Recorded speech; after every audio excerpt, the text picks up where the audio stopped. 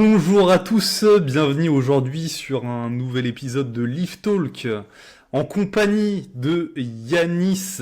Yanis qui me fait le plaisir d'intervenir. Yanis qui est coach et on va échanger aujourd'hui sur plein de sujets hyper intéressants. Dans un premier temps, je vous invite à vous abonner si c'est pas déjà fait, à lâcher un commentaire, par exemple, nous suggérer des idées pour les prochains podcasts, et puis partager bien évidemment en masse ce podcast. Donc pour commencer, Yanis, je demande souvent ça à mes invités. Je vais peut-être demander de te présenter qui tu es, qu'est-ce que tu fais dans la vie, professionnellement, sportivement, personnellement. Vas-y, dis-nous tout. Alors déjà, salut Marco, merci pour l'invitation. Moi, je m'appelle Yanis, là je suis coach sportif diplômé. À côté de ça, j'ai une activité d'éducateur sportif où je donne des cours de sport à des enfants de la maternelle au collège. Euh, et Pardon, excuse-moi, on m'appelle.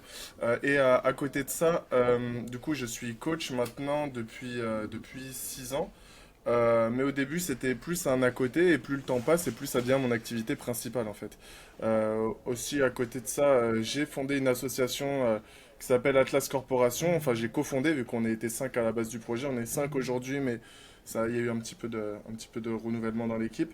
Et on organise des compétitions de street workout, d'endurance et de battle régulièrement. Voilà. Ok, et donc ton... Atlas Corporation, du coup, je sais pas si je l'ai dit. Ouais, si, si. Et justement, là, il y a une compète à venir dans les semaines, mois. Ouais, il y a les championnats de France de battle 1 vs 1 qui auront lieu en mai, le 25-26 mai. Et à côté de ça, il y aura une compète absolute, donc c'est du set and rep. Il y aura du coup, c'est enchaînement muscle up, dips, traction, pompe, avec 30 secondes de repos, et il y aura un classement vis-à-vis des résultats. Ok, donc Atlas, on pourrait dire que c'est plutôt une entité qui est spécialisée dans le set and rep et les battles. Est-ce qu'il y a aussi du statique ou autre chose? Non, on n'est pas, en fait, de base, on n'est pas du tout là-dedans, en fait.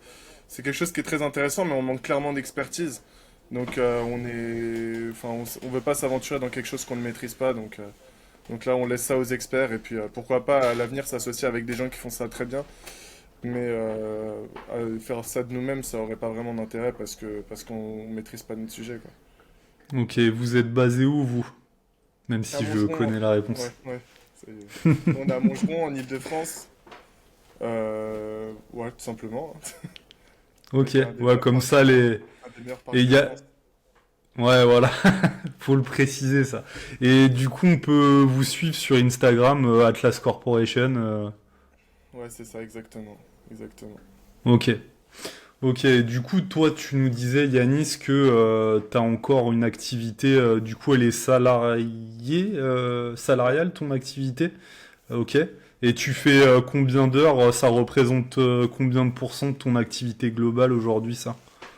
Alors, en fait, depuis que j'ai commencé, j'ai fait que diminuer d'année en année. Là, aujourd'hui, j'ai au final, on va dire un tiers de mon activité, quoi. Un tiers, voire moins, tu vois, de mon activité générale. Maintenant, c'est principalement du coaching en ligne, hein, clairement. Ok, Euh, mais ok. j'aime bien maintenir cette activité-là à côté parce que ça me permet d'avoir un équilibre, de m'aérer la tête. Et je suis toujours dans le partage avec les jeunes. Moi, franchement, j'adore travailler avec les enfants, surtout les maternelles. Eux, ils me font gaulerie à mort. Ils sont trop marrants et tout. Et donc, toujours bosser, leur apprendre l'éducation sportive et tout ça, de multisport, divers et variés, on adore. Et dis-toi que j'ai même donné des cours de street workout à des primaires et des collégiens. Euh, et j'en donne maintenant chaque année à ma ville et ça marche du tonnerre, c'est super. Ok. Donc, petit à petit, j'imagine que cette activité va peut-être disparaître. Alors, en vrai, c'est une question que je me pose, tu vois. En fait, je suis ultra tiraillé, tu vois, sur qu'est-ce que mon futur va être entre me mettre à fond dans le coaching. Est-ce que, tu vois, de base, j'ai deux, trois projets à droite à gauche. Moi, je me dis, dans l'idéal, ce serait bien aussi que je puisse être totalement libre et donc me libérer, entre guillemets, d'une activité salariale. Mais en fait, j'aimerais bien pouvoir, je sais pas si je veux partir une semaine dans n'importe quel pays, pouvoir le faire, etc. Et ça, le coaching en ligne, c'est un des luxes de ce métier, hein, c'est que ça permet une certaine liberté à ce niveau-là. Mais en même temps, je pense que je perdrais un petit équilibre, quoi. Moi, j'aime bien le fait de faire des choses variées et ça me permet d'avoir des semaines qui passent vite et d'avoir des interactions sociales un peu diverses, etc. Parce que mine de rien, je sais pas si toi tu le ressens à travers ton métier, mais je trouve que le métier de coach, quand tu passes beaucoup de temps chez toi à bosser, etc., en termes d'interaction sociale, je trouve que tu perds quelque chose un peu. Même si tu vois tes clients, enfin tes clients, tes sportifs, quoi, mais clients, j'aime pas trop ce terme, parce qu'au final, ça devient un peu plus que ça à force, mais tu vois tes sportifs, tu vois et tout, mais tu vois, je sais pas, j'aime bien sortir un peu de ma bulle et enfin, t'en penses quoi, toi? Bah, j'ai la chance d'avoir un bel environnement au niveau de mes partenaires d'entraînement à Nantes et d'avoir mon équipe avec moi à mes côtés. Je pense que toi aussi, t'as ça chez toi. Et puis bah il y a ma famille aussi qui me prend pas mal de temps. Et puis le week-end, c'est vraiment là où j'essaie de couper justement avec le pro, même si en tant qu'auto-entrepreneur, coach, on ne coupe jamais réellement à 100%. Donc j'arrive à trouver cet équilibre-là. Et c'est vrai que pour être passé auparavant sur du coaching one-to-one en physique, je comprends en tout cas parce que j'ai beaucoup entendu qu'il y a des gens qui aimaient bien conserver cette partie humaine et je veux dire physique quoi, hein, et que c'était justement un complément de ce qu'ils faisaient aussi à distance. Après pour moi c'est vrai que ce truc là je le retrouve surtout pendant les compétitions. Vu que les compétitions, il y en a maintenant, il y en a vraiment pas mal. Tu vois, la semaine dernière, j'étais enfin, ouais, enfin, ce week-end, le week-end, là, j'étais en Belgique. Là, je vais au premier pas. Enfin, en gros, tous les mois, j'ai au moins une échéance, et c'est comme ça que j'arrive à trouver un contact vraiment humain dans le réel et que j'apprécie énormément et que j'apprécie plus. Par contre, c'est vrai. Après, ça, c'est vraiment personnel que par exemple, moi je bosse à Basic Fit et parce que bon bah après lors des compétitions, il y a les émotions qui sont démultipliées. Hein, c'est pas un coaching de Monsieur et Madame tout le monde. C'est vraiment un moment hyper intense hein, pour le coacher et aussi pour le coach. Hein. C'est d'ailleurs pour ça que nous, je pense qu'on est drogué presque à ça parce qu'on Ouais. kiffe ça en fait. Je suis entièrement d'accord. Pour le coup, là, c'est vraiment le terme que j'aurais dit. Quand tu sors d'une compète, toutes les émotions, tout le chemin parcouru avec les athlètes, c'est vraiment ça, hein. Pourtant, bon, toi aussi, toi, tu l'as fait en tant que participant, mais moi, j'ai pas eu cette opportunité. Et pourtant, malgré tout, je le vis comme si c'était moi qui étais sur le plateau à chaque fois. Et je comprends totalement ce que tu dis, quoi. Ouais, bah peut-être on te verra un jour là sur une édition only ou aussi quand l'Île-de-France aura sa ligue Île-de-France FNSL. Mouvement Only, je l'exclus pas. Après, c'est vrai que moi j'aime bien, bon, tu vois, moi, tu sais, de l'endurance, etc. J'aime bien toucher à tout, être un peu. Tu vois, j'ai fait des cycles de street lifting, j'ai fait des cycles d'endurance. J'aime pas trop tu sais, faire full Te focus spécialiser à sur un fond quoi. truc. Ouais, c'est ça. J'aime bien être Ok. complet, puis voilà, moi je kiffe faire mes petits trucs à droite à gauche, mais pas forcément les gros, les Ouais. gros mouvements, tout ça sur. Ouais, être ultra spécifique et peut-être aussi pendant une trop longue période, c'est un Ouais. truc qui te gaverait quoi. Ouais, ouais, je pense. Peut-être que si j'avais le potentiel physique et les performances d'un haut niveau, peut-être que mon discours serait différent aussi, tu vois. Je pense que ça joue aussi. Moi, c'est vrai que faire ça, normalement, je pense que l'investissement, c'est une balance enfin, tu sais, les Ouais. plaisirs.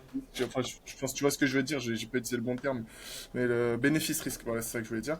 Mm.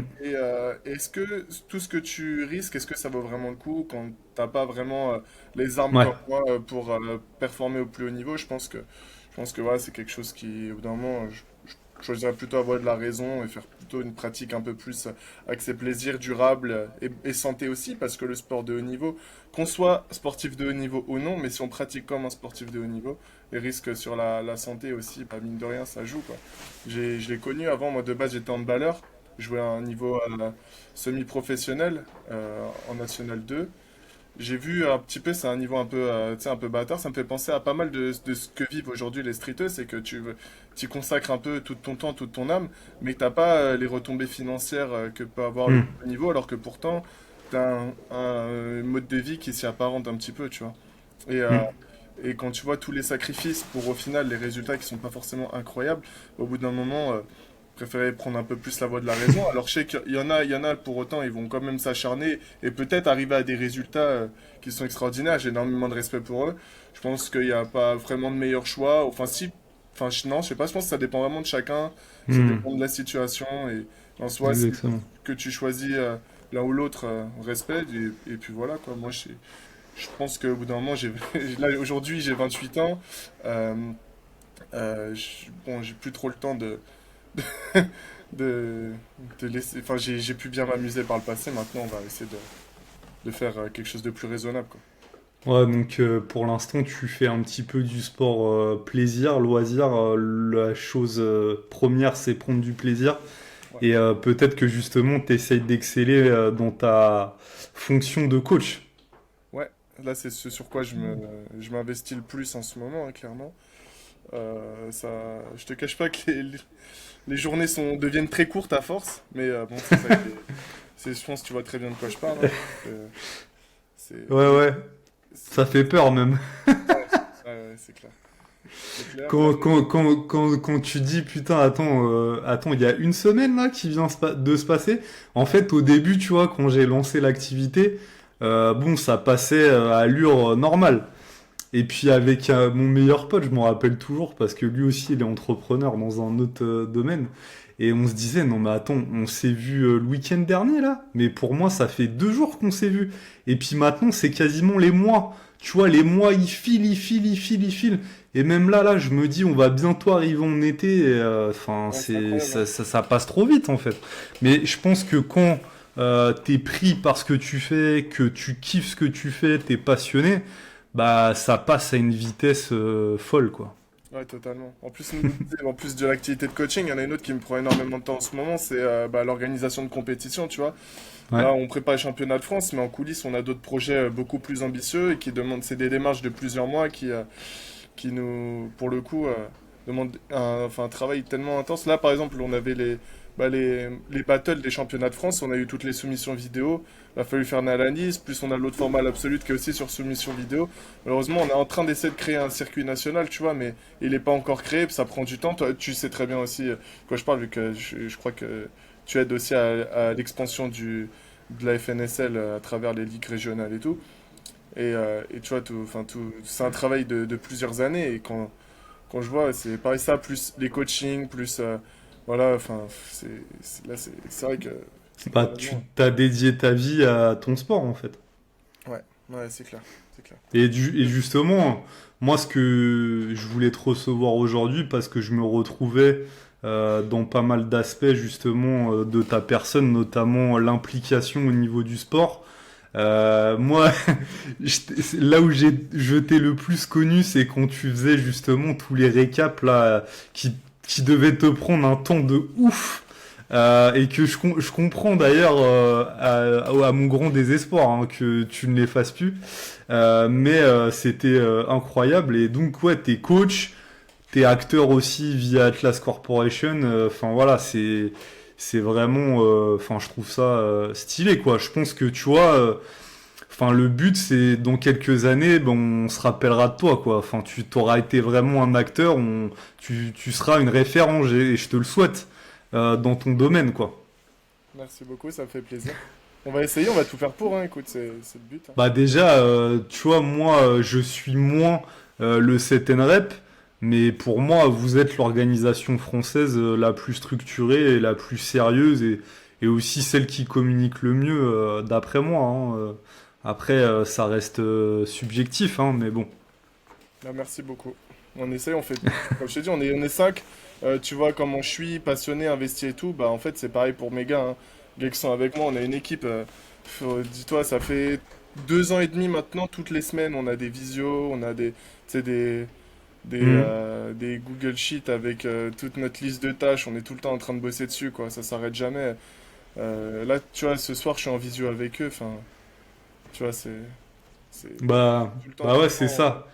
Et les gens peut-être aussi qui sont de l'extérieur ou même les participants à ce genre de compétition, ils pensent que, tu vois, c'est facile, tu vois, en 3 jours, tu vas faire le truc. Sauf que des fois, il y a des tâches, comme tu dis, surtout administratives, Là, je veux te dire déjà. qui durent longtemps.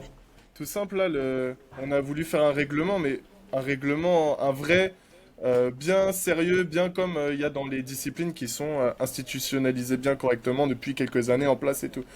Je me suis mis à la tâche pour le faire. Bon, il y a encore, forcément, c'est une V2. Enfin, chaque année, je le fais, mais là, on a voulu pousser le truc vraiment bien. Donc, c'est-à-dire, j'ai dû écumer des règlements de power, l'IPF, là, le règlement de street lifting international. J'ai dû écumer le règlement de CrossFit. Tout, machin, me les taper, essayer de voir qu'est-ce qui était bien à retenir, qu'est-ce qui était pas bien. Plus les spécificités de la discipline, plus les machins. Je crois que ça a dû me prendre un mois, mais genre de travail commun ou juste pour une petite tâche que les gens vont peut-être même pas lire, tu vois. Tu sais, Mm. c'est un assemblage de petites tâches comme ça. Il y a trop de trucs comme ça. Il y a énormément d'actions qui sont invisibles, mais qui demandent un investissement de ouf. Et comme nous, on a le souci du détail, bah, on aime bien quand tout soit bien. Bien sûr. Et voilà, c'est ça, hein. Bah ouais, j'imagine que sur les règlements, il y a des relectures tous ensemble, etc. Et des Tu fois, sais il y que en a plein des relectures. ouais, c'est con, mais tu vois, genre là, par exemple, j'ai fait juste les règles des battles, je crois que c'est un truc du style 26 pages, un truc comme ça de fichiers. Ah Bah, ouais. on a demandé à la relecture à des gens de l'équipe et tout, je leur dis, ouais, faut lire ça attentivement et tout. Ils relisent, fait, ah, bah, il faut modifier, donc je remodifie, et maintenant il faut tout relire, tu vois. Et c'est comme ça, et quand t'es au bout de la 10e modification, bon, les cerveaux, ils sont un peu en surchauffe, mais c'est comme ça. Ok, donc bah c'est cool. En tout cas, tu nous as fait une présentation globale. Donc maintenant, vous savez qui c'est Yanis. Et donc, on va rentrer dans le vif du podcast avec les sujets et on va mettre les deux pieds dedans. Et je vais te poser une question et puis on va en débattre. Ma question c'est qu'est-ce que tu penses des personnes qui prennent deux, voire même trois coachs, bientôt on verra peut-être quatre coachs, pour des mouvements différents. Par exemple, moi je suis street lifter, je me fais coacher par le coach A sur du squat, le coach B sur les tirages et le coach C sur les dips par exemple. Bon là c'est un cas extrême, mais on voit beaucoup ça en street lifting. D'ailleurs c'est le seul sport de force où on voit ça. Qu'est-ce que t'en penses, Yanis? Bah, c'est marrant que tu me poses la question. Depuis très peu, j'ai un athlète qui procède comme ça, du coup, qui a un coach spécifique pour le squat et moi sur les autres lifts. Et du coup, bah, c'est assez particulier comme méthode. En soi, moi, je peux le concevoir parce que tu te dis, pourquoi pas parfois bénéficier de l'expertise technique de gars qui ont des années et des années de pratique sur un mouvement, même. Euh, Quand tu vois le power, au final, c'est plus ancien que le street. Et comme il y a un mouvement qui est en lien entre les deux, c'est le squat, bah, ça peut être aussi quelque chose un peu rassurant pour un athlète ou même pour pouvoir bénéficier d'une expérience et une expertise technique euh, un peu supérieure sur certains aspects. Je pense que ça peut être compréhensible. Il y a juste un côté qui peut être un peu complexe, ça peut être les interférences entre les progs. Euh, c'est juste qu'il faut être capable de s'aligner parce que c'est un peu compliqué de gérer les interférences. Certains, par exemple, quelqu'un va prendre son squat, mais son squat va lui prendre peut-être trop de ressources. Et donc, adapter tout ça, même les tensions au niveau des poignets, des coudes, que ça peut induire, etc. Donc, faut quand même être attentif. Et ça demande bah, quand même de la coopération un peu entre les différents acteurs, je pense. Ok. Toi, t'en penses quoi, toi? Bah en fait c'est intéressant ce que tu viens de dire parce qu'il y a une réflexion que t'as eue que j'avais pas eu encore. C'est-à-dire que partir du postulat que les coachs en streetlifting en fait auraient pas encore assez d'expérience pour être vraiment compétents sur le squat. Et c'est un truc que je peux concevoir. Mais c'est vrai que bah après bah je te rejoins sur tous les autres aspects. Le fait de se coordonner avec l'autre coach, de pas avoir des interférences, etc. Et puis je dirais que après moi je prends beaucoup le cas du powerlifting comme exemple souvent parce que c'est beaucoup plus vieux, c'est beaucoup plus structuré, c'est beaucoup plus professionnel. Mais ça, par exemple, dans le power, c'est un truc qu'on voit pas. Et du coup, il y a peut-être aussi une raison qu'on voit pas ça. Après, je disais que c'était beaucoup développé, mais au final, non. Il y a quand même très peu de personnes. On voit que souvent, c'est des athlètes, des top athlètes entre guillemets, qui ont ce mode de fonctionnement. Et d'ailleurs, je savais pas du tout que tu avais des athlètes qui fonctionnaient comme ça. Mais c'est vrai que c'est un truc que j'avais vu. Et puis voilà, je voulais avoir ton avis là-dessus, mais je pense qu'on est assez raccord du coup là-dessus. Ouais, mais il y a aussi, tu vois, le côté comme dans un sens, il y a de l'expertise que certains peuvent avoir spécifiquement liée au mouvement du power, mais il y a aussi à l'inverse, tu vois.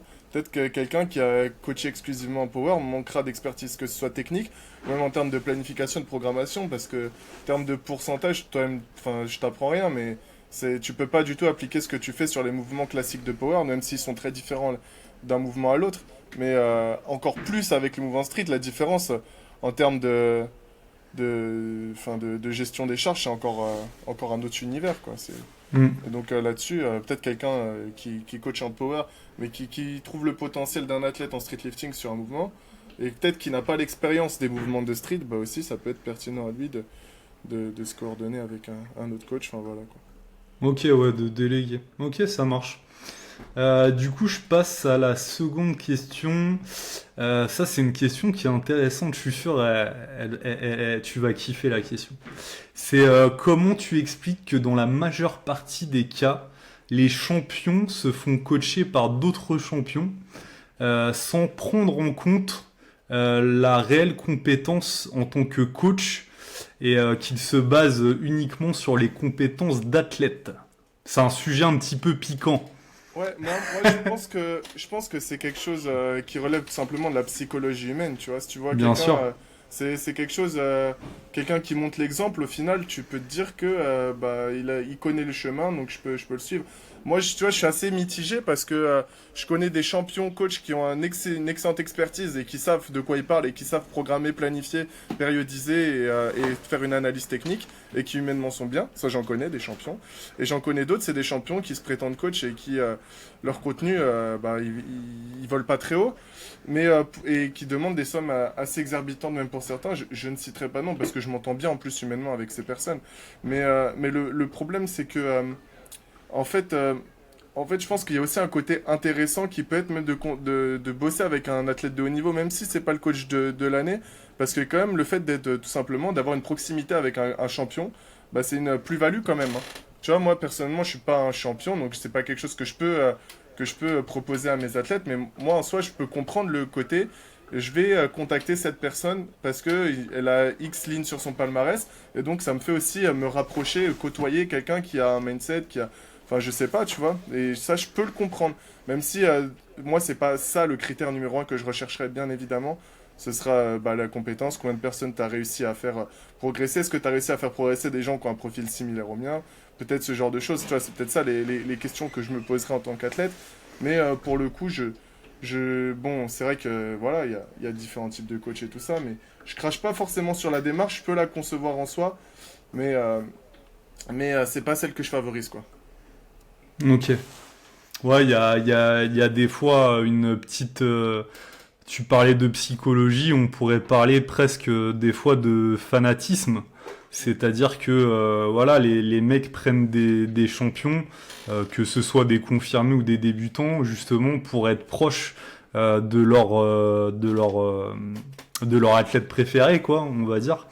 Il y en a beaucoup qui vont faire vers ces athlètes-là parce qu'ils les kiffent en tant qu'athlètes. Mais en fait, la deuxième un petit peu partie de ma question, c'était que ça aussi, ça se voit, on le voit énormément en streetlifting, parce que je pense que voilà, c'est un sport nouveau, c'est émergent, les coachs aussi forcément sont émergents, il y a tout ce qui est connaissance aussi qui est en train vraiment de prendre place, mais c'est un truc qu'on voit beaucoup moins dans d'autres sports. Tu vois, les sports les plus connus dans le foot, il y a plein de grands coachs qui étaient en termes de sportifs en tant que footballeurs, qui étaient vraiment médiocres même pour certains. Ouais, mais à l'inverse, il y a aussi, tu vois, beaucoup de grands coachs qui ont été des grands joueurs, tu vois. Donc en soi, bon, en soi, ouais, je comprends. Le problème, c'est que, comme tu dis, moi, je vais même aller plus profondément dans ta question. Moi, quand je suis sorti de mes études de coach, quand je suis sorti de la fac, à aucun moment, je n'aurais pu prendre en charge quelqu'un pour le faire progresser spécifiquement sur ses mouvements. Que ce soit tous les détails techniques, bah, c'est pas ça que tu apprends dans tes études. T'apprends pas Mm. clairement pas quelqu'un à faire un bracing en squat ou à gérer sa stance ou n'importe quoi. Pareil pour une pull-up, t'apprends pas à bien placer un poids. Enfin, t'apprends vraiment des choses qui sont à des années-lumière d'une optimisation technique pour performer sur un mouvement. Et au final, ce qui te rend légitime, il n'y a pas de formation aujourd'hui pour être coaché en streetlifting. Peut-être en power, peut-être que ça doit exister. Bon, toi, alors si, il y a ta formation du coup. Mais ça fait combien de temps? C'est tout récent, quoi. Tu vois ce que je veux dire? Tu vois, Ouais. c'est pas ce qu'on trouve dans les universités. C'est pas ce qu'on trouve dans tous les organismes de formation. Il y a rien qui nous apprend à ça. Et au final, nous, on a dû apprendre sur le tas, en écumant énormément de contenu, en faisant de l'analyse vidéo par nous-mêmes, en suivant plein de comptes, en fouillant avec notre expérience personnelle d'années de pratique et tout ça, tu vois. Mais et c'est pour ça aussi que tu peux pas vraiment comparer ça au foot, je pense, parce que au foot, il y a des diplômes fédéraux à Mm. différents niveaux. Il y a enfin, tu vois, qui te permettent de coacher. Donc au final, même un coach qui peut, pour coacher à haut niveau, il faut qu'il ait quand même des grandes bases en termes de diplôme. Nous, ça n'existe pas. Donc comment tu fais pour choisir si t'as pas de CV visible? Bah, il y a différentes manières, celle qu'on a vu tout à l'heure. Ça peut être bah, le vécu de l'athlète et ça peut être aussi bah, combien de gens t'as fait progresser et tout ce que j'ai dit tout à l'heure, quoi. Donc, c'est pour ça que c'est pas vraiment comparable. Moi, je jette pas forcément la pierre à ceux qui choisissent ça, même si, voilà, qu'on soit honnête, même que toi comme moi, ça a dû. Il y a des gens qui ont déjà hésité entre nous et d'autres personnes et qui sont allés vers d'autres personnes parce qu'ils ont peut-être un palmarès flamboyant. Mais moi, je pense que ça fait partie du jeu et que enfin, c'est à nous tout simplement de montrer qu'on est là et qu'on fait progresser des gens, quoi, tout simplement. Ouais, c'est clair. Enfin, on doit mettre en avant des qualités différentes en tout cas. Ouais. C'est clair. Et justement, t'as abordé un sujet que enfin que je vais aborder dans un prochain podcast avec un autre invité. Mais je vais te poser aussi la question parce que c'est hyper intéressant.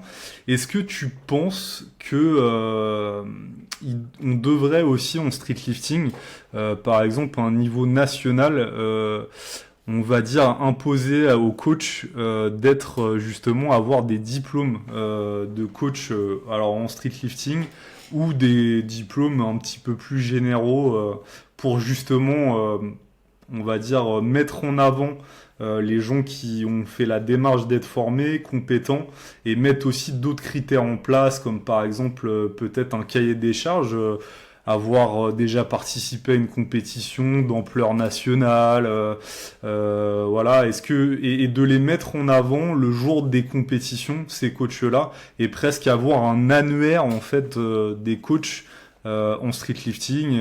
Je sais pas si ça existe en powerlifting, mais en tout cas en haltérophilie, je crois que ça existe déjà. Est-ce que tu penses que ça serait une bonne idée? Moi, je pense que ce serait une bonne idée. Après, faut pas non plus brûler les étapes, tu vois. Il y a d'autres choses à faire avant pour le développement de la discipline. C'est l'institution. Si on commence déjà à se mettre entre guillemets ce type de barrière, on va plus y perdre qu'à y gagner dans un premier temps.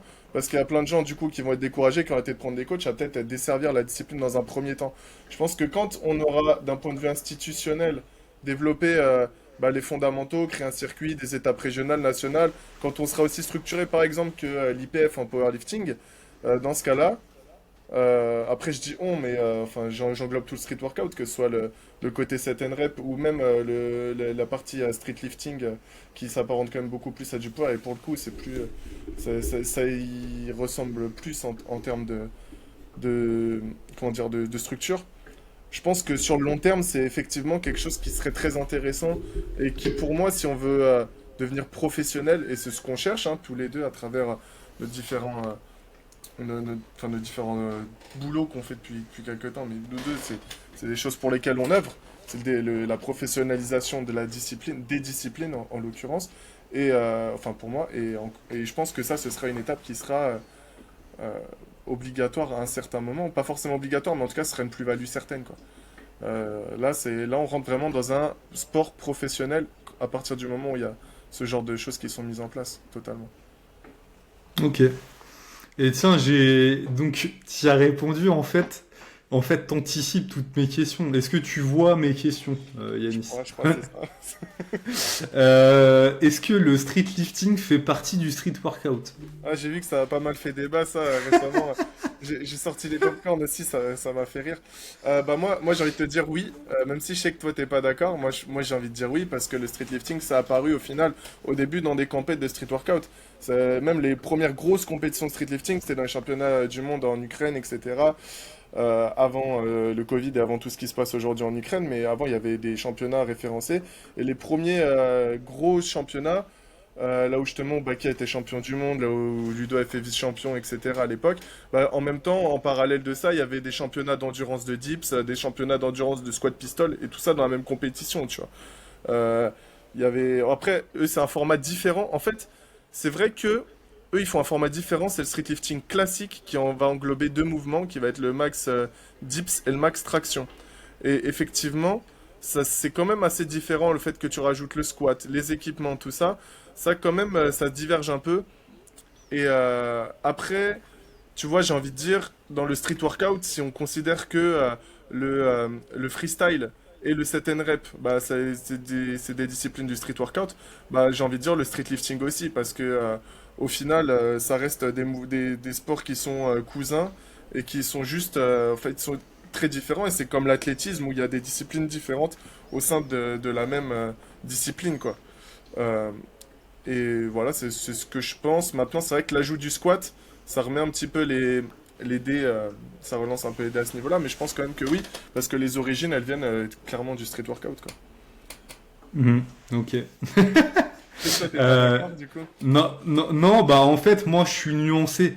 C'est-à-dire que quand on fait un post Insta, déjà on peut pas développer les trucs.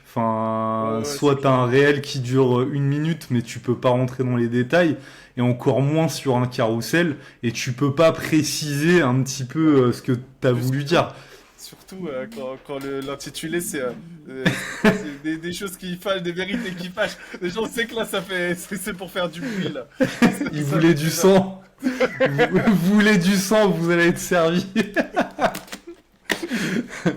Non, après, tu vois, pour revenir à ce débat-là, en fait, déjà, je pourrais préciser là, je parle moi du street lifting dans sa forme moderne, donc avec du squat.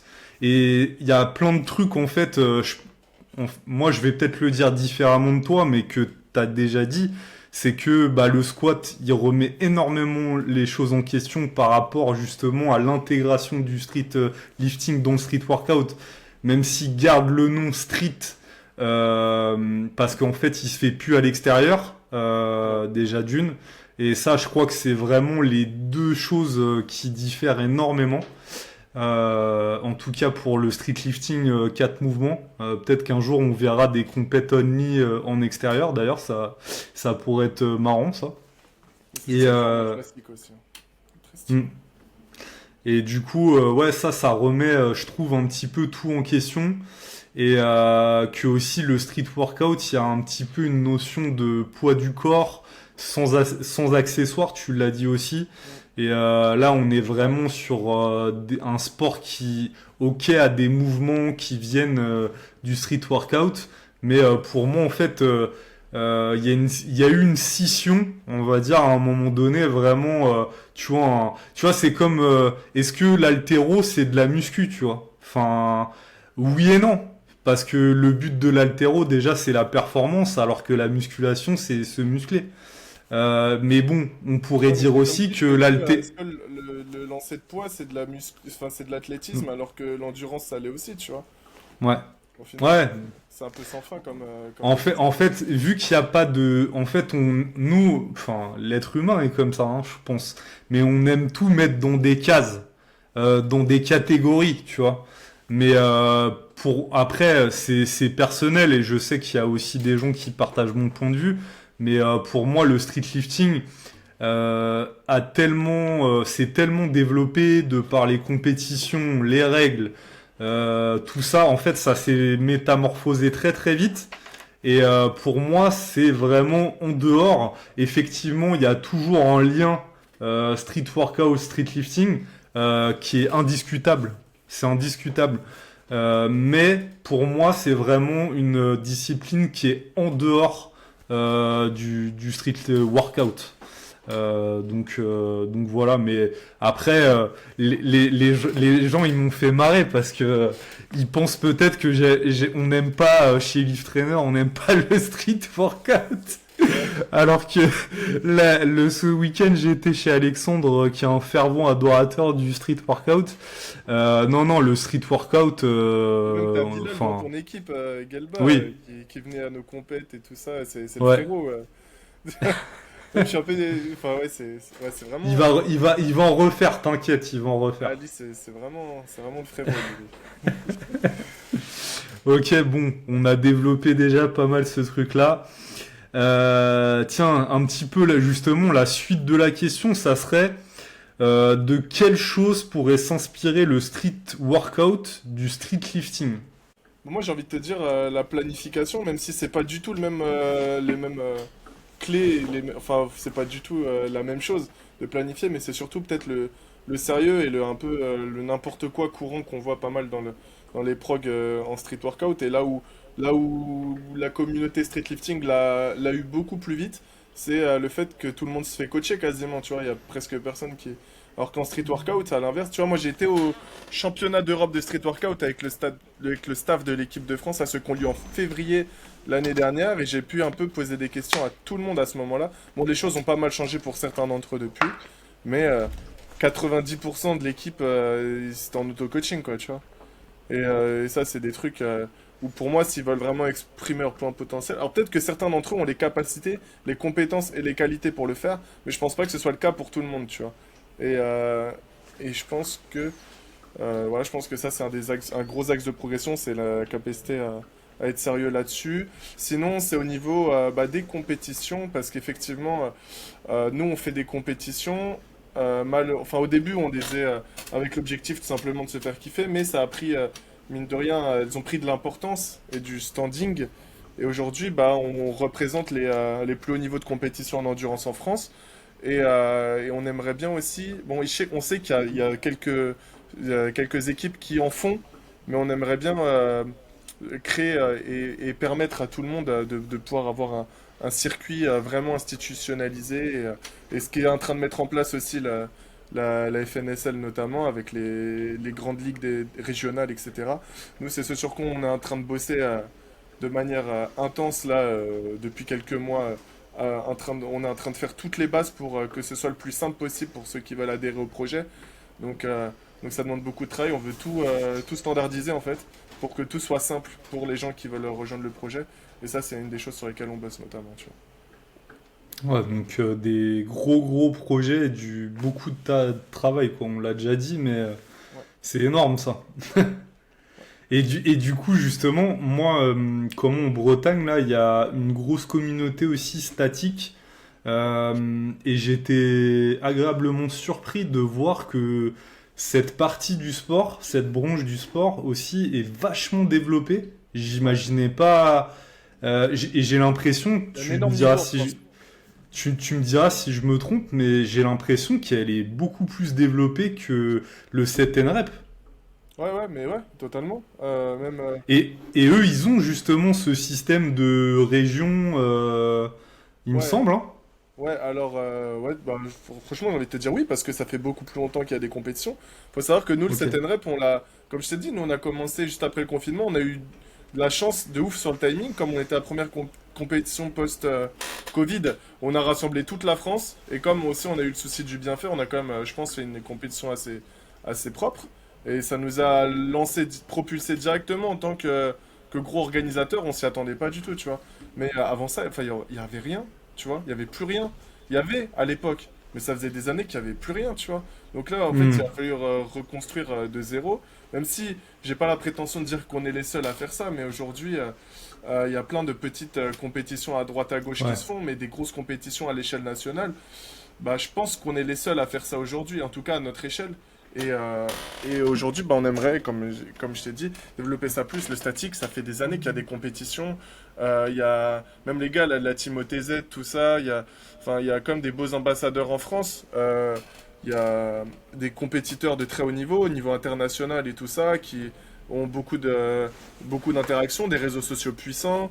Donc ouais, forcément, clairement, dans le 7N Rep, il n'y a pas ça, hein. Clairement, si tu veux qu'on se compare aux gars du freestyle du statique, les plus connus en France, il n'y a pas ça, tu vois. Clairement pas. Dans le 7N Rep. Mais Et vous avez justement des relations avec ces entités? alors, nous, on aimerait bien. En fait, il y a un peu des petites zones de divergence au sein de la Fédé auxquelles nous, on a adhéré avec Atlas Corporation. Nous, nous, on trouve que si on veut que le street workout, street lifting compris se développe, on devrait tous s'associer.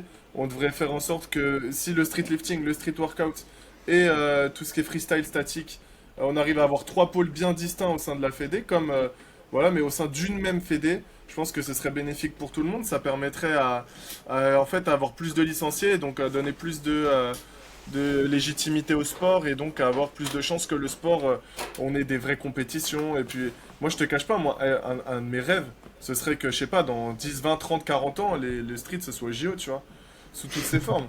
Et pour ça, bah, pour moi, il faut de l'unité parce que si on se disperse, alors je veux bien, comme tu as dit, on aime bien mettre les choses dans des cases, mais le fait de trop se disperser, ça nous réduit en puissance militaire, entre guillemets, tu vois. Et, et en gros, au sein de la Fédé actuelle FNSWC, qui est une fédé non reconnue, hein, donc c'est quand même, c'est pas une énorme fédé quoi.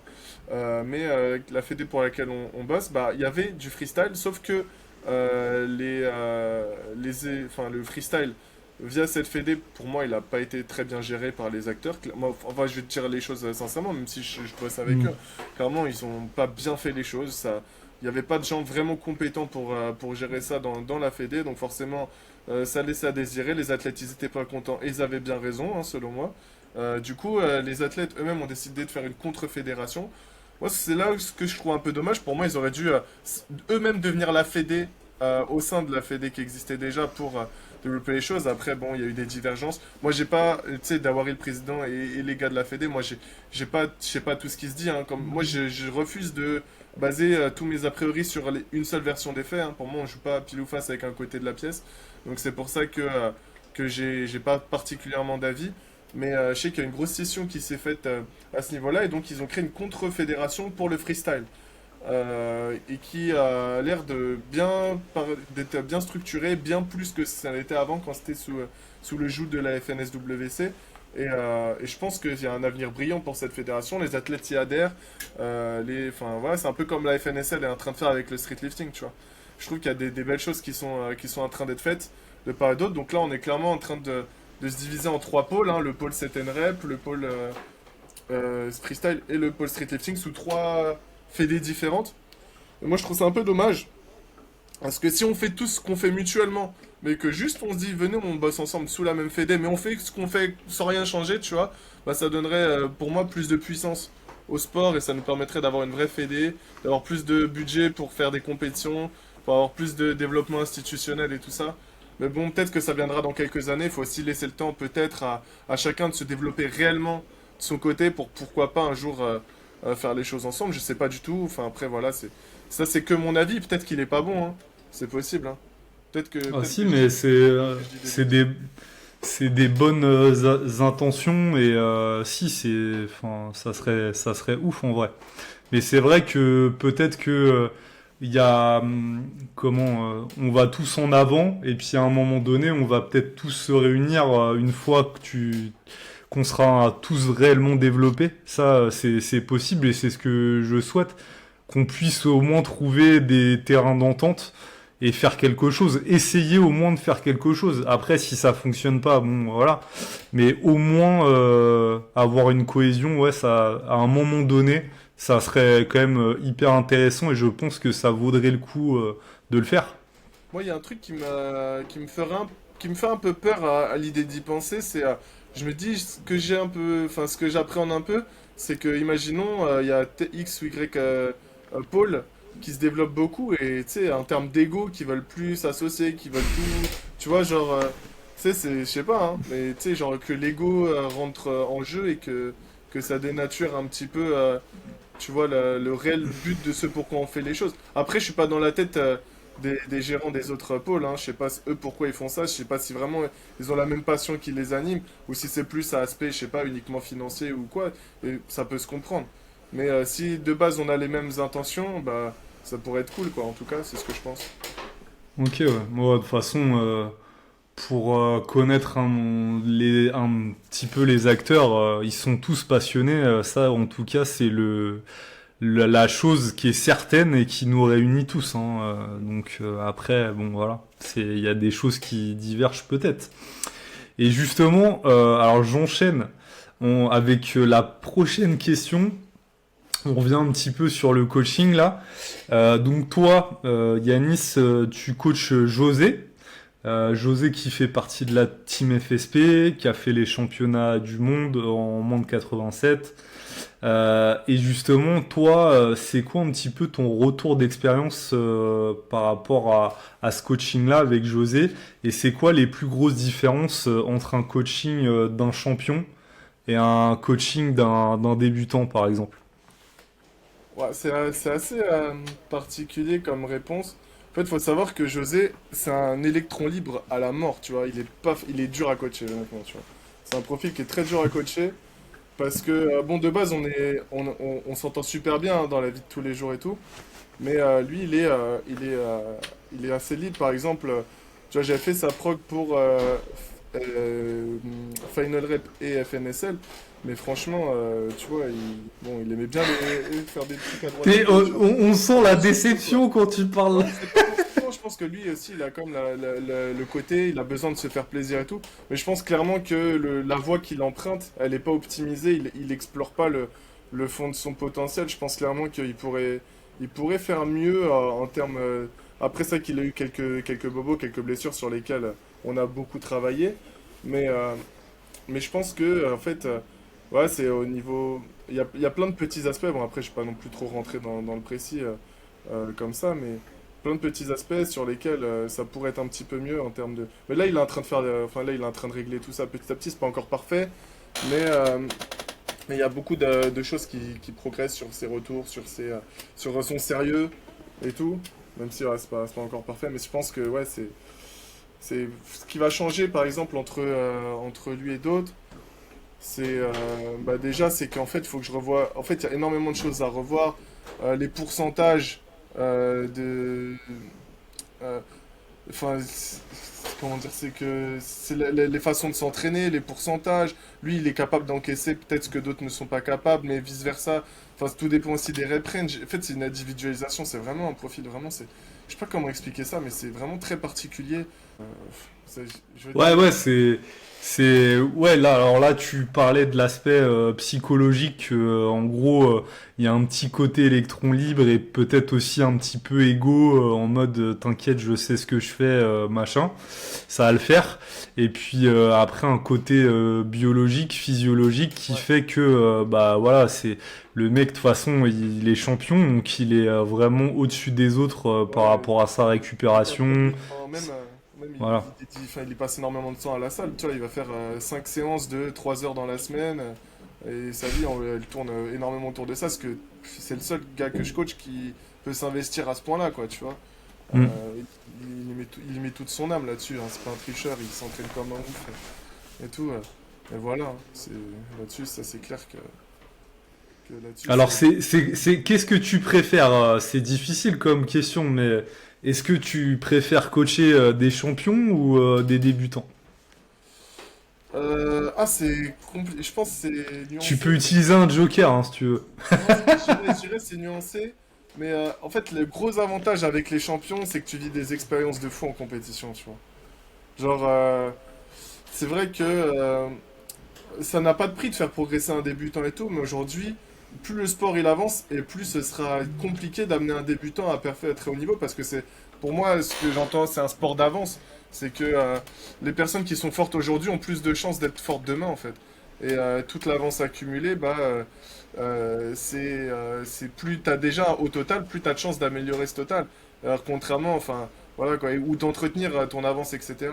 D'expérience avec des athlètes qui sont déjà établis. Je dis pas que c'est impossible là, aux nouveaux venus, mais c'est assez compliqué quoi. Il faudra des années du travail, de la régularité, parfois, enfin psychologiquement et tout ça, c'est pas forcément facile. À part peut-être pour certaines catégories féminines où ça commence à se développer, donc là il y a peut-être encore de la place, mais pour les garçons où c'est déjà installé, où ça fait des années que les gars sont ultra concurrentiels, que la France on a peut-être les meilleures catégories au monde, où le niveau il est incroyable et tout, bah forcément le fait d'avoir déjà un champion, ça me permet moi de prendre une expérience faramineuse en tant que coach, hein. Tu sais ce que j'ai vécu avec la prépa des championnats du monde plus les championnats de France. euh, Enfin, franchement, ça m'a fait prendre, j'ai l'impression, j'ai pris 4 ans d'expérience, quoi, tu vois. Énormément de choses qui se sont. De toute façon, on s'est croisés sur les deux événements, tu vois de quoi je parle.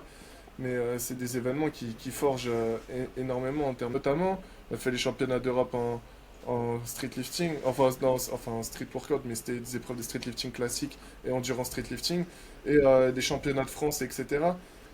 Mais là, c'est un niveau un petit peu au-dessus quand même en termes de prestige et de pression et tout ça, donc ça fait grandir aussi, quoi. C'est différent. C'est différent, mais les champions, c'est cool. Après, forcément, comme je t'ai dit, faire progresser un débutant, une page blanche, lui faire tout apprendre et arriver et développer son potentiel, c'est aussi extrêmement gratifiant quand tu vois des PR, quand tu vois des choses sur lesquelles il y avait des barrières psychologiques que tu arrives à l'élever, à améliorer des performances, c'est aussi quand même un sacré kiff, quoi. Donc, j'aime bien Mhm. tout le monde, mais voilà. Ouais, c'est différent, quoi. Ouais. Toi, t'en penses Ok. quoi, toi? Toi, t'en penses quoi, toi? Bah, franchement, je pense pareil que toi, hein. C'est deux choses distinctes. Et les deux sont bien. Et après, les débutants, ouais, ils te feront vivre des choses, mais différentes à une échelle un petit peu inférieure, entre gros guillemets. De toute façon, nous, notre objectif en tant que coach, c'est de faire progresser nos athlètes. Et je dirais que toutes les réussites se valent. Surtout quand toi, t'as une vision, enfin, t'es passionné, t'as une vision, comment dire, en tant que, enfin, tu vois, on fait pas de jugement de valeur entre une progression d'un débutant, une progression d'un champion. Pour moi, c'est la même chose et je suis hyper content dans les deux cas en fait. Ça change pas. Ce que ça me procure, ouais, c'est différent, mais c'est pas, il n'y a pas de différence en termes de kiff quoi. Donc, je te pose peut-être la dernière question. C'est quelle est ton approche par rapport à la hors-saison vis-à-vis de tes athlètes? Comment est-ce que tu orientes l'entraînement? Vu que je te pose cette question-là, t'imagines bien, parce que je sais que voilà, t'es à la base issu du CTN Rep. Du coup, est-ce que il y a des incorporations par rapport à ça ou je te parle pour des athlètes en street lifting, je précise bien. Ok. Comment tu fais? Ça va dépendre en fait de toute la data que j'ai par rapport aux athlètes en particulier. Euh, En vrai, ça va dépendre du profil et du passif, pas mal. Parce que, par exemple, je sais qu'avec certains athlètes qui ont fait presque que du street lifting directement, partir sur des gros blocs d'endurance et tout, parfois ça peut être un peu. En fait, je peux le faire, faut le faire plus doucement parfois que des personnes qui ont eux un passé de cette NREP ou quoi. Je pense que ça va vraiment dépendre euh, de l'off-season, du temps que j'ai pour préparer la prochaine compétition, des différentes échéances à venir, etc. Si j'ai le temps, bah, généralement, on va voir. En fait, c'est vraiment extrêmement individualisé, quoi. Ça va dépendre des défauts principaux que j'ai pu repérer chez certains street athlètes ou quoi. Si, par exemple, j'ai vu que lors du dernier bloc, il avait du mal à accumuler au bout d'un certain temps, du mal à encaisser, etc., ben, on va repartir peut-être sur de l'accumulation, peut-être sur un nombre de rep range un peu plus élevé pour recréer une base, et puis au fur et à mesure rentrer dans de l'intensification plus tard. Mais pareil, cette accumulation, elle va être différente en fonction des profils. C'est-à-dire, ça va dépendre des catégories de poids, parce que les plus gros, ils vont avoir beaucoup plus de mal à enchaîner peut-être sur des gros rep range, alors que les plus petits, ils vont pouvoir, enfin, les plus légers, ils vont pouvoir commencer à être capables d'encaisser beaucoup plus à ce niveau-là. Donc, donc ouais, ça sera assez proche. Mais généralement, je repars quand même sur du classique, hein, je révolutionne pas la chose. Je pars plutôt sur de l'accumulation. Puis après, au fur et à mesure, plus on se rapproche d'événements, et plus on va spécialiser, quoi. Hein. Parfois, ça m'arrive aussi de repartir. Si on a fait un picking vraiment avec accès sur des rep range très peu élevés, parfois je repars sur un entre-deux, sur peut-être sur des reps un peu plus modérés, puis ensuite un peu moins modérés, puis ensuite plus élevés, pour redescendre, pour qu'il y ait du transfert entre chaque passage de bloc, quoi. Euh, je sais pas si tu vois ce que je veux dire. Ouais, Euh, si, si, bien sûr, ouais. parce que parfois, passer d'un coup, en fait, changer radicalement le rep range de travail, trop radicalement, ça peut être un peu compliqué d'y trouver le transfert. Alors que si tu le fais un peu plus progressivement, parfois, je trouve que c'est un peu, ça permet d'avoir vraiment chaque bloc qui a une cohérence vis-à-vis les uns des autres, quoi. Ok, ouais. Ok. Ouais, Et toi, tu fais ouais, comment, toi? bah. Bah, moi, je dirais que la première chose que je demande, enfin, ou que je propose, c'est redéfinir les objectifs. Parce que après une échéance, on arrivait jusqu'au bout du processus. Et souvent, les athlètes sont désorientés presque, où il y a des fois même une grosse remise en question personnelle parce qu'il n'y a pas d'échéance proche et ils se disent bon qu'est-ce que je vais faire qu'est-ce que je vais faire bon allez vas-y moi j'ai voulu faire les championnats de France de streetlifting vas-y je vais faire un petit peu d'endurance machin donc des fois en fait ils veulent partir dans tous les sens et justement je pense qu'on est là justement pour des fois recentrer un petit peu leur objectif et puis après, dans la méthodologie, ouais, c'est assez similaire. Hein, c'est reconstruire, accumuler, comment dire, comment des répétitions sans pour autant aller sur des rep range ultra élevés. Peut-être aussi augmenter un petit peu plus l'adhérence. Parce que bon, les mecs, ils ont été ultra spécifiques. Des fois, ils ont plein le cul euh, de manger comment des variations de comp, comment des rep range bas et tout. Et puis après aussi je dirais dernière chose, c'est que bon malheureusement et tu l'as dit tout à l'heure, bon bah le sport de haut niveau quand on s'entraîne comme un sportif de haut niveau, ça implique des choses, ça implique des contraintes. Et on voit souvent quand même qu'à haut niveau, il y a souvent des bobos. Hein. C'est rare que le mec il soit totalement indemne. Et du coup, bah, il y a des fois des petites phases de réhab qui sont liées aussi à des phases de reconstruction. Mais ça, des fois, c'est important et justement de pas vouloir des fois parce qu'il y a des athlètes qui sont comme ça, qui veulent remettre le pied à l'étrier vraiment trop rapidement et de leur dire vas-y, calm down, là on va prendre le temps, on va reconstruire, on va réparer tous tes bobos, pense pas trop à la suite, même si vas-y, on va quand même se fixer un truc comme ça, t'as une deadline et après on déroule le truc, tu vois. Et mais je dirais que c'est aussi un échange avec la personne que tu suis, quoi. Ouais, en fait, il faut aussi avoir une bonne visualisation de la vision moyen-long terme des athlètes pour aussi Mm. avoir un conseil qui est plus spécifique. Effectivement, si c'est Mm. quelqu'un qui vise des sommets, bah, peut-être que aller faire n'importe quoi sur 6 mois de l'année juste pour se faire plaisir, c'est pas forcément ce qu'il y a de plus pertinent. Mais qu'à contrario, il faut quand même aussi, comme tu dis, l'adhérence, hein, c'est ça qui fait durer. Et voilà, trouver le juste milieu, quoi. Et ça, c'est intéressant ce que tu dis parce que on l'a vu notamment avec des athlètes de très haut niveau, des mecs qui 6 mois de l'année faisaient autre chose que du street lifting ou étaient beaucoup moins spécifiques. Et en fait, tu l'as dit, ce sport-là actuellement en 2024 ne permet plus de trop s'éparpiller, ou en tout cas pendant trop longtemps. Et en fait, un athlète qui veut performer au plus haut niveau doit rester spécifique toute l'année. Il peut pas se permettre de faire des blocs de statique et après refaire du street lifting. C'est pas possible en fait, ça fait partie du jeu et ça fait partie des contraintes actuelles qui n'étaient peut et sûrement pas le cas au tout début parce qu'il Ouais, y c'est avait clair. carrément moins de concurrence quoi. Ouais. Mais là, le niveau est Euh, terrifiant sur Bah certains oui, lifts, hein. mais oui, mais c'est devenu n'importe quoi. Et tu vois, maintenant, tous les mois, il y a un nouveau mec qui débloque un MU à 40 kilos. Tu verrais juste 2 ans en arrière, ils étaient 4 au monde à faire ça, quoi. Maintenant, il y en a un Ouais. par mois. Ah Un ouais, non, truc de mais ouf. c'est un truc de malade. Franchement, et du coup, ça peut décourager des gens, hein, on l'a dit ça.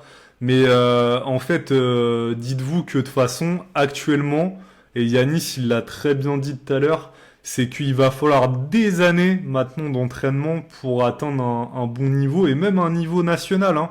Parce qu'il y a même il y a 2 ans, bon, tu pouvais avoir 6 mois, 1 an de street si tu avais des bons antécédents sportifs et que tu étais assez doué, tu pouvais rivaliser. Maintenant, ça, c'est plus possible. Même si tu es doué, il te faudra. Moi, j'en parlais d'ailleurs avec quelqu'un là il y a quelques jours et je lui disais que pour moi, un mec qui est quand même plutôt doué, il lui faudra 3 ans pour atteindre le niveau national. C'est des chiffres que je sors de nulle part, mais en fait, c'est plutôt une addition de toutes les données que j'ai pu recueillir sur le Et terrain. je pense que c'est peut-être le cas aujourd'hui et demain, ce sera peut-être dans 4 ans. Parce qu'en fait, le Ouais. truc, c'est que l'évolution en termes de sérieux, de discipline, et, au niveau général, au niveau de tout le monde, tu vois, franchement, ça explose, mais c'est une dinguerie, quoi. Tu reviens juste 1 an et demi en arrière, c'était pas du tout comme ça. Maintenant, tout le monde va. Tu sais, tu reviens il y a 2 ans, les gars, ils faisaient une, deux, trois séances par semaine et c'était un peu du n'importe quoi. Maintenant, tout le monde s'entraîne 4 à 5 fois, des longues séances, suivies par des coachs, par des suivis, par des machins. Et maintenant, les gens, ils consomment du contenu, ils s'informent, ils se forment techniquement. Et tu vois, la concu, ils sont vifs aussi, hein. Donc, ce que tu dis, aujourd'hui, si c'est 3 ans, bah. Peut-être que demain ce sera 4 voire 5, hein. Bien sûr. Tu Ah vois? ouais, non, mais c'est clair. Ouais. Là, Il y a- Ouais, tu disais? Non, non, non, dis-moi, vas-y, Je te dis-moi. disais, ouais, dans l'état actuel des choses en 2024, je dis 3 ans, mais bien sûr que ça, c'est un truc qui augmentera. Et de toute façon, tu le vois dans des sports qui sont déjà installés. Qui va dire demain, ouais, vas-y, dans 2 ans, je suis champion du monde de même powerlifting, tu vois, Ouais. c'est pas possible. Ah, C'est mais là, le niveau, il impossible, en devient, fait. il devient n'importe quoi le niveau en power aussi. Ouais, ouais, ben, mais c'est fou de voir justement qu'en France, parce que tu vois, même, je dis en France, mais le week-end dernier, j'étais en Belgique, mais j'ai halluciné de l'engouement du sport. C'est un truc de fou. Mais les gens, ils adorent la force. Hmm, Mais ils adorent ça. hmm. Et je sais pas pourquoi c'est un truc qui a été un petit peu mis de côté. Et là, on y revient. On était un petit peu plus, je dirais, dans les années 2010, l'aspect un petit peu plus esthétique. Et là, vraiment, c'est l'aspect performance qui a pris le dessus, même, j'ai Parce que c'est l'impression. visuel. C'est visuel. Ouais. Et que là, on est dans l'ère des réseaux, surtout le confinement a multiplié ça par 10. Et, euh, Hmm.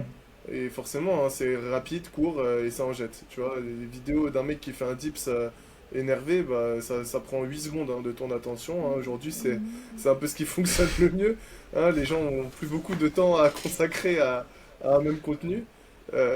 Du coup, tu vois un mec qui fait juste une rep et que c'est spectaculaire, et qu'en plus de ça, les streetlifters, bah, ils ont des physiques qui font partie peut-être des physiques les plus esthétiques de tout sport confondu au final, hein. Donc, ouais, franchement, Mm. c'est pour ça En aussi, je tout pense. cas, c'est beau à voir et même le développement qu'a justement Atlas Corporation, enfin, on vous souhaite justement du bon. Et ma dernière question, ça serait, bah, c'est Ouais. quoi la suite pour Yanis en fait? Parce que tu nous as parlé du coup de votre organisation, mais toi en tant que coach, c'est quoi la suite là? Bah alors là, bah, je vais le dire, mais c'est vrai qu'on l'a pas encore dit. Avec, bah, tu connais Gigi, Jean-Jacques Boucher. Ouais, ouais. Avec lui, on va du coup s'associer pour faire du coaching en ligne ensemble. Là, en fait, ça fait quelques mois qu'on travaille déjà dessus un peu dans l'ombre. Et là, bah, on est en train en ce moment. Bon, tous les deux, en fait, on a des emplois du temps qui sont très très chargés. Ce qui fait que ça avance pas forcément super super vite, mais ça avance lentement mais sûrement quoi. Et donc là, on est en train de faire tout miser ensemble. Enfin, on est en train de faire en sorte que d'ici quelques mois, on puisse lancer notre activité de coaching ensemble. Et voilà, et ça va porter sur vraiment plein de choses. Notre objectif, c'est aussi un peu comme à la manière de vous. De traiter de plein de sujets, mais qui n'ont pas forcément été traités et qu'on trouve être intéressant, rapporter un petit peu notre patte, etc. Et puis voilà, hein, tout simplement. Putain, bah grave stylé. Moi, ça me manque un petit peu les réels de Gigi là. Il avait commencé à faire un truc et le mec du jour au lendemain, il fait plus rien. Je lui ai Ouais, il dit est très d'ailleurs, hein, occupé, hein, très très Ouais, occupé. ouais, ouais. Ouais, il cumule plusieurs tafs et tout. Bah putain, ça c'est une sacrée nouvelle. En fait, il m'a dit qu'il avait un projet, mais il m'a pas dit. Donc merci Yanis. Merci Yanis. Et du coup, t'es là ce week-end, Yanis? Au premier pas? Je serai là samedi et dimanche, toi aussi du coup? Ouais, Ok, ouais, ouais. super. Super, Ok. je serai là, je vais gérer des matchs d'athlètes qui ne sont même pas les miens. Du Bientôt coup, un nouveau métier, ça, genre gestionnaire de match. ah ouais, on m'a proposé, mais je me dis franchement, vu l'expérience que ça apporte, c'est toujours bien de bosser avec des gens de différents profils, etc. Je l'ai un peu fait sur chaque compète récemment, de gérer des matchs et tout, donc c'est un truc que je kiffe particulièrement, donc je vais honorer la confiance qu'on m'a faite et y aller. Bah c'est cool du coup si on se voit ce week-end. Ouais, ouais, on se voit ce week-end, mon Ah, gros. top. Ouais, Ça marche. Bon, bah, en tout cas, merci d'être intervenu, Yanis. Donc, je vous répète, likez, commentez, abonnez-vous au podcast, lâchez 5 étoiles sur Spotify. Et nous, attends, avant qu'on se laisse, on te retrouve où, Yanis? Sur Euh, Insta? ouais sur Insta, hein, franchement, il y a Et que c'est ça. quoi ton Insta? Bah Yanis Aberan, A-B-E-2-R-A-N-E, voilà. Ok, ok, bah merci beaucoup. Donc, on vous dit à la semaine prochaine pour un nouvel épisode. Salut!